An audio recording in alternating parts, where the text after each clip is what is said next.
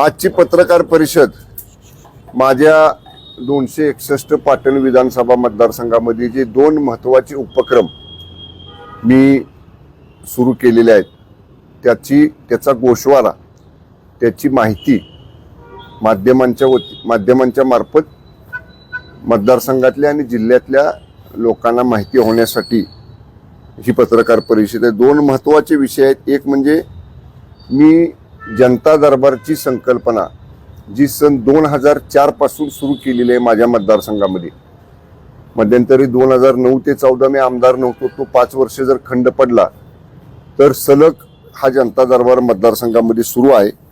विशेषतः आता दुसऱ्यांदा मी पालकमंत्री 2024 ला डिसेंबरमध्ये जेव्हा झालो तेव्हा 1 जानेवारी 2025 ते 31 जानेवारी 2026 ह्या 1 वर्षाच्या कालावधीमध्ये माझ्या विधानसभा मतदारसंघात एकूण 21 जनता दरबार या ठिकाणी मी घेतलेले आहेत। म्हणजे सरासरी महिन्याला 2 असं ॲव्हरेज त्या जनता दरबारचं पडलेलं आहे। जनता दरबारमध्ये एकूण प्राप्त अर्ज नुसते लेखी हे 1081 माझ्याकडे आलेले आहेत आणि त्यातल्या 672 अर्जांवरती सकारात्मक कार्यवाही पूर्ण झालेली आहे। त्याची टक्केवारी काढली तर जवळपास 63% अर्जांवर पॉझिटिव्ह म्हणजे सकारात्मक प्रतिसाद, त्याचा निर्णय त्या अर्जदाराच्या त्याचं जे काम होतं ते होण्यामध्ये झालेलं आहे।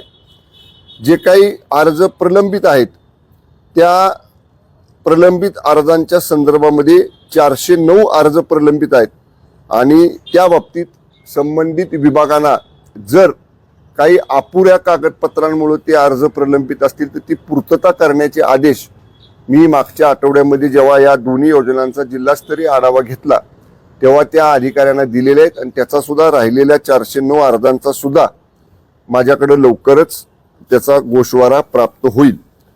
दुसरी योजना मी पालकमंत्री कार्यालय आपल्या दारी हा उपक्रम सप्टेंबर 2025 पासून सुरू केला। म्हणजे सप्टेंबर, ऑक्टोबर, नोव्हेंबर, डिसेंबर, जानेवारी 5 महिने झाले हा उपक्रम चालू आहे।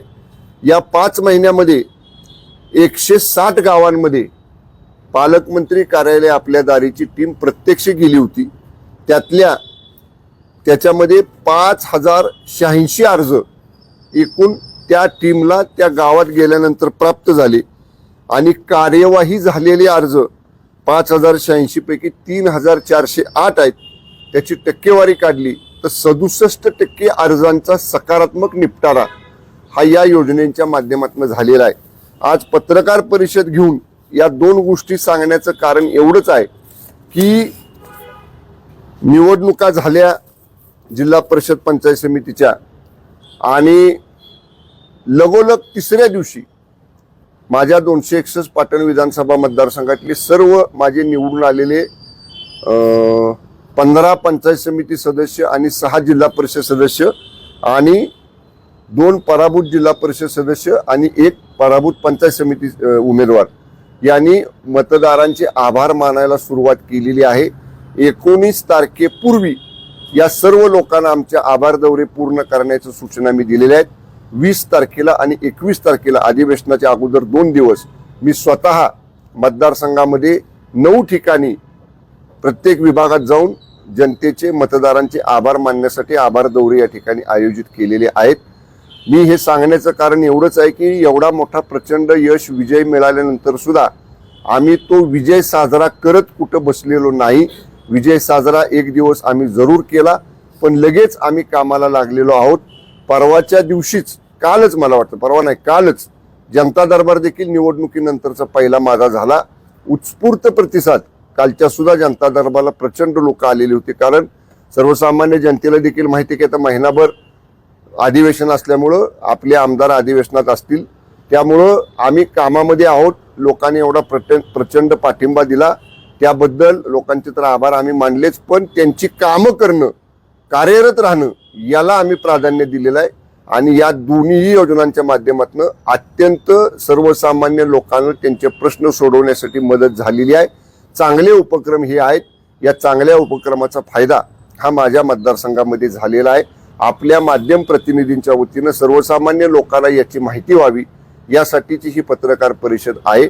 या अनुषंगानं अधिक काही प्रश्न असतील तर विचारा. नंतर हे संपल्यानंतर जर आपले इतर प्रश्न असतील तर त्याची उत्तरं मी देतो.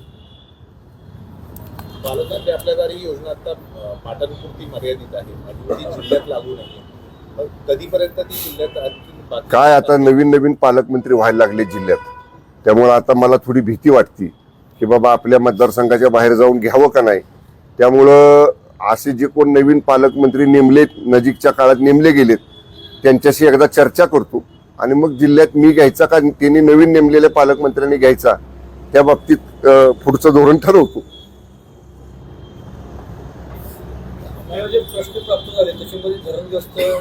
त्याचा विगतवारी पण आहे.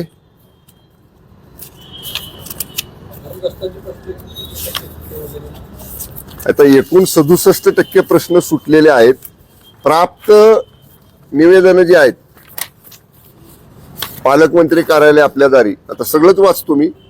अन्न नागरी पुरवठा 13,357, PM किसान 1,076, महिला बाल विकास लाडकी बहीणची 442, सामाजिक न्याय म्हणजे संजय गांधी, दिव्यांग कल्याण 381, महसूल विभाग म्हणजे याच्यामध्ये तुम्ही म्हणताय तसं पुनर्वसनाचे प्रश्न 305, घरकुलांचे 234, तहसील विभागाशी संबंधित 156, रस्ते पाणंद रस्त्यांचे 121, पंचायत समितीच्या संदर्भातली 120, महावितरणचे 116, अशी सगळी मोठी यादी आहे त्याची. मी काय नुसतं वरवर नाही, माझ्याकडे सगळं डिटेल असतं. भूस्खलन झालं होतं त्या लोकांचं पुनर्वसनाचा विषय संपला होता. नाही, 100% त्यातल्या सर्व जवळजवळ म्हणजे काही गावांची तर कामं स्लॅब लेवलला आलेली आहेत. एक ठिकाणी 1 महिन्याभरापूर्वीच ते जुन्या जागा मालकानं काहीतरी कोर्टातनं स्थगिती आणलेली आहे काम चालू केल्यानंतर. त्यामुळं मी आता आचारसंहिता संपलेली आहे. मी जिल्हाधिकाऱ्यांच्या बरोबर संबंधित आमचे सरकारी वकील वगैरे त्यांची बैठक घेऊन ती स्थगिती कशी उठवता येईल त्या दृष्टीने, पण जवळजवळ 8-7 पैकी 6 ठिकाणची कामं चालू आहेत.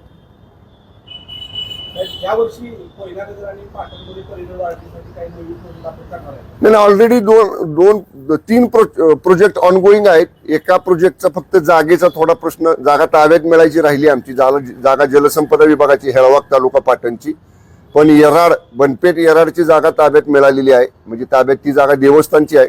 त्यांनी संमती दिलेली आहे देवस्थान ट्रस्टनं की त्या ठिकाणी पर्यटन स्थळ विकसित करायला. त्याचं टेंडरही फायनल केलेलं आहे.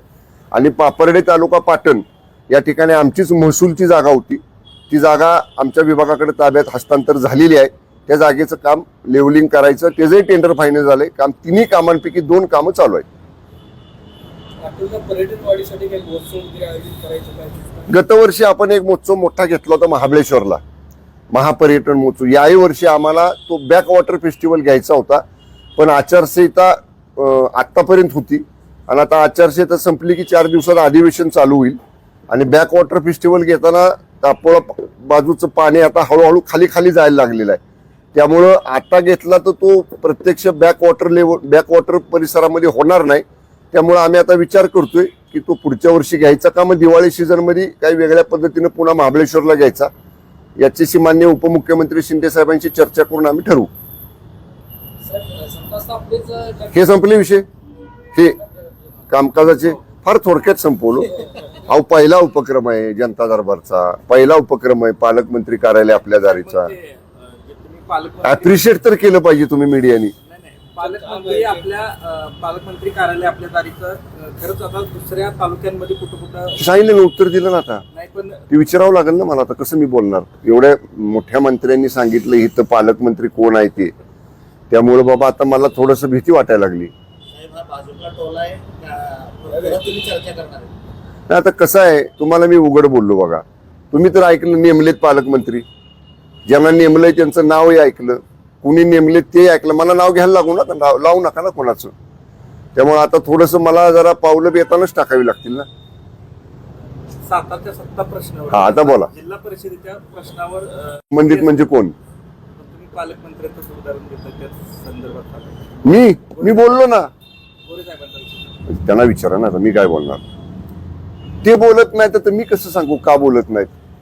ते बोलले ना खूप निवडणुकीत, त्यामुळे दमले असतील जास्त बोलून निवडणुकीत. साहेब, अजितदादांचा घात नव्हे तर अपघात अशा पद्धतीचं जे काही विधानं जी चालू आहेत आता सध्या त्याबाबत आपण काय सांगाल? काय या बाबतीत राज्याचे प्रमुख, आमच्या मंत्रिमंडळाचे प्रमुख माननीय मुख्यमंत्री देवेंद्रजी फडणवीस साहेब यांनी भूमिका सरकारची स्पष्ट केलेली आहे. माननीय मुख्यमंत्री साहेबांनी सांगितले की केंद्रीय यंत्रणा चौकशी करतायत, राज्याच्या यंत्रणा पण चौकशी करतायत. चौकशीचे निष्कर्ष येऊ द्यात, मग त्या बाबतीत आपण बोलू. जे माननीय मुख्यमंत्र्यांनी मत व्यक्त केलेले त्याच्यापेक्षा वेगळं मत मंत्र्यांनी व्यक्त करणं हे योग्य नाही. त्यामुळे माननीय मुख्यमंत्र्यांनी मत व्यक्त केले त्यानुसार निष्कर्ष येऊ द्यात तपासाचे प्राथमिक. ते आल्यानंतर काय आहे येत आहेत निष्कर्ष ते पाहू आणि मग त्याच्यावर बोलू. तुम्ही बोलल्याप्रमाणे पंचायत समिती जे नवीन आलेले शिवसेनेचे निवडून आलेले सदस्य असतील किंवा जिल्हा परिषद यांची बैठक तुमची झाली. नेमकं काय बैठकीत ठरलंय? कुणासोबत जायचं, कुणाला सोबत घ्यायचं? नाही, काल प्राथमिक बैठक पहिली झाली आमची. कायदेशीर प्रक्रिया ज्या आम्हाला पूर्ण करायच्या होत्या बैठकीमध्ये त्या संदर्भात आमचे कायदा सल्लागार जे आहेत शिवसेना पक्षाचे त्यांनी त्या सगळ्या प्रक्रिया पूर्ण केल्या. जिल्हा परिषद सदस्यांना आणि पंचायत समिती सदस्यांना त्या सगळ्या कायदेशीर प्रक्रियेची बाजू समजावून सांगितली. ज्या बैठकी काल करायच्या होत्या त्या बैठकीप्रमाणे ठराव जे पास करायचे होते ते ठराव आम्ही पास केले. जिल्हा परिषदच्या 15 सदस्यांचा शिवसेनेचा गट सभागृहातला तो काल जिल्हाधिकाऱ्यांच्याकडे आम्ही रजिस्टर केलेला आहे, त्याची नोंदणी केलेली आहे. फलटण पंचायत समितीतला गट एक दिवस अगोदर राजेसाहेबांचा रजिस्टर झालेला आहे. पंचायत समिती पाटण, पंचायत समिती जावली, पंचायत समिती कराड, पंचायत समिती महाबळेश्वर, पंचायत समिती कोरेगाव आणि पंचायत समिती फलटणचा झाला. या 6 पंचायत समित्यांच्या गटाची कागदपत्र पूर्ण करण्याची प्रक्रिया वकील साहेब करतायत. सोमवारी त्यांनी सगळ्या सदस्यांना परत यायला सांगितलेले. सोमवारी आमचे सगळे पंचायत समिती सदस्य साताऱ्यामध्ये येतील आणि त्या पंचायत समितीतला स्वतंत्र शिवसेना पक्षाचा गट जिल्हाधिकाऱ्यांच्याकडे सोमवारी आम्ही रजिस्टर करू. ही प्रक्रिया काल पूर्ण झाली. सदस्यांची मी आणि महेश शिंदे साहेब थोडं उशीर आले बैठकीला. ते येण्यापूर्वी मी आणि संपर्क प्रमुख शरद कणसे साहेबांनी सदस्यांची मतं जाणून घेतली. सदस्यांनी त्यांची मतं आमच्या दोघांच्या जवळही व्यक्त केली. सदस्यांना जे बोलायचं होतं, त्यांना जे अनुभव निवडणुकीमध्ये आले होते, या सगळ्या बाबतीत त्यांचं स्पष्ट मत त्यांनी आमच्या दोघांच्या समोर मांडलं. मी उद्या मुंबईला जातोय.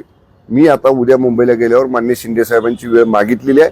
मी आणि कणसे साहेब दोघं मिळून आम्ही जे सदस्य बोललेले आहेत, कारण मला सांगलीचा मी संपर्क मंत्री आहे, मी सांगलीला देखील गेलो होतो. सांगलीच्याही सदस्यांची अशीच बैठक घेतली.